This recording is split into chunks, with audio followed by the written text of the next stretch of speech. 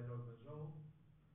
Sot në ditën kur në Kombet e Bashkuara në New York diskutohet raporti I Treshës për Kosovën, jemi jashtëzakonisht nderuar të kemi për mysafir mikun ton zotin Fatmir Limaj, në kryetari I Partisë Demokratike, në kryetari I parë të Partisë Demokratike të Kosovës, deputet në Parlamentin e Ri të Kosovës dhe ish komandant I lartë I Ushtrisë Shqiptare të Kosovës.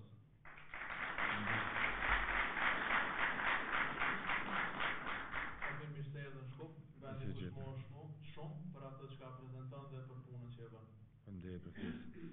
Do thot vetëm shkurtimisht, Fatmiri e ka ditëlindje brenda 2 muajve, ka lindur me 4 shkurt në vitin 1971, do me thënë është 36 vjeçar, është baba I 4 fëmijëve, 3 vajzave dhe 1 djali.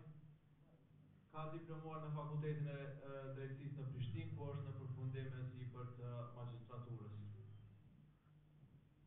Nuk hezitoj si individ asnjë moment që t'i përgjigjet pozitivisht pushtrimit të lirisë dhe ju bashkangjit Ushtrisë Shqiptare të Kosovës në malët e Berishës, duke u bërë një nga shtyllat e rezistencës me Noftën Qeliku. Pas luftës raditet në Partinë Demokratike të Kosovës dhe është nënkryetari I parë për çështje politike. Kjo parti fituese në zgjedhjet e fundit të 17 nëntorit në Kosovë. Në opinionin publik shumë pak u eksploatua fakti që zoti Fatmir Limaj ishte personi, politikani I dytë më I votuari në Kosovë në nivel të Kosovës. I pari ishte kryetari I të njëjtës partisë, zoti Hashim Thaçi.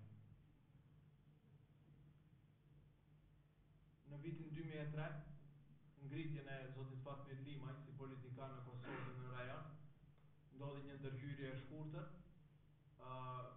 Tribunali Ndërkombëtar për Krimën e Luftës ngreu akt padi kundër zotit Limaj dhe 2 bashkëpushtetëtarëve të tij, dhe zoti Limaj doli ngatnjimtar në betejën me të drejtën ndërkombëtare dhe u kthye si një fitimtar shumë I madh që e presin fitore të mëdha në sferën politike në Kosovë dhe në rajon.